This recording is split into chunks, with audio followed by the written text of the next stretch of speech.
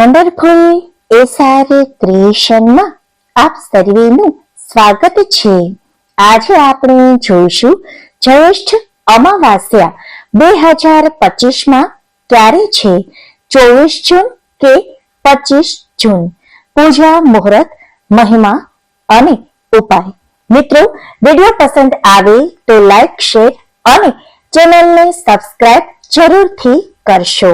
અમાસ ચંદ્રમાસમાં કૃષ્ણ પક્ષ કે વદ પક્ષનો 15મો દિવસ, જે સંપૂર્ણ મહિનાનો છેલ્લો કે 30મો દિવસ હોય છે।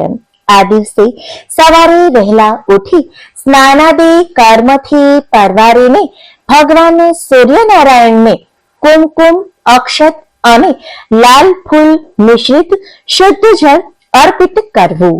ત્યારબાદ ઘરની સાફ સફાઈ વ્યવસ્થિત રીતે કરવી, ઉંબરા પૂજન કરવું, ઘરમાં રહેલ દેવી દેવતાનું પૂજન કરવું જોઈએ। મંદિર જઈને ભગવાન શિવની પૂજા આરાધના કરવી જોઈએ। પીપળાના વૃક્ષ તેમજ વડના વૃક્ષની પણ પૂજા કરવી જોઈએ।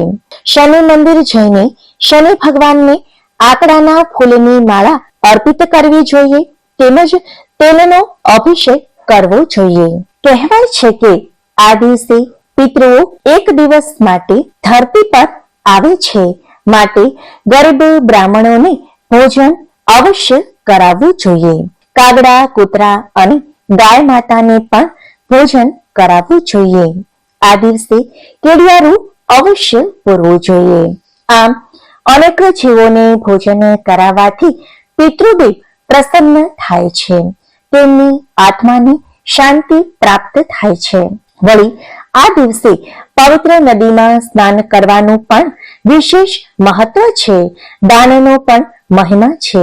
રાત્રિના સમયે પીપળાના અને વડલાના વૃક્ષ નીચે દીપદાન અવશ્ય કરવું જોઈએ, તેમજ શિવ મંદિરે પણ દીપદાન કરવું જોઈએ।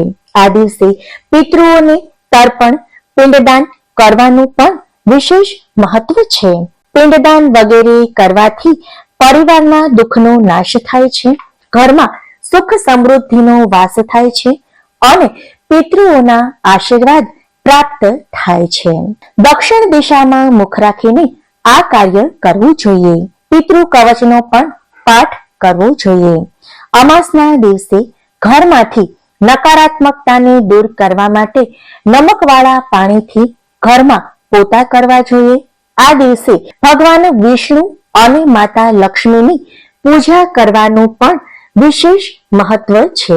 જ્યેષ્ઠ અમાવાસ્યા 2025 24 જૂન મંગળવારના રોજ સાંજે 6:59 શરૂ થશે અને 25 જૂન બુધવારના રોજ સાંજે 4 કલાકે પૂર્ણ થશે। આમ અમાસનો સંબંધ ચંદ્ર સાથે છે, તેથી પીપળાના વૃક્ષ નીચે દીવો કરવો વગેરે ક્રિયા માટે 24 જૂનના રોજ અમાસ ગણી શકાય, કારણ કે અમાસમાં રાત્રિના પૂજનનું પણ વિશેષ મહત્વ છે। પરંતુ ઉદય તિથિ અનુસાર 25 જૂન બુધવારના રોજ અમાસ ગણાશે, કારણ કે પિતૃ તર્પણ, પિંડદાન, સૂર્ય પૂજા, શિવ પૂજા વગેરે માટે સવારનો સમય ઉત્તમ મનાય છે। મિત્રો, વિડીયો પસંદ આવે તો લાઈક, શેર અને ચેનલને સબસ્ક્રાઇબ જરૂરથી કરશો। આભાર।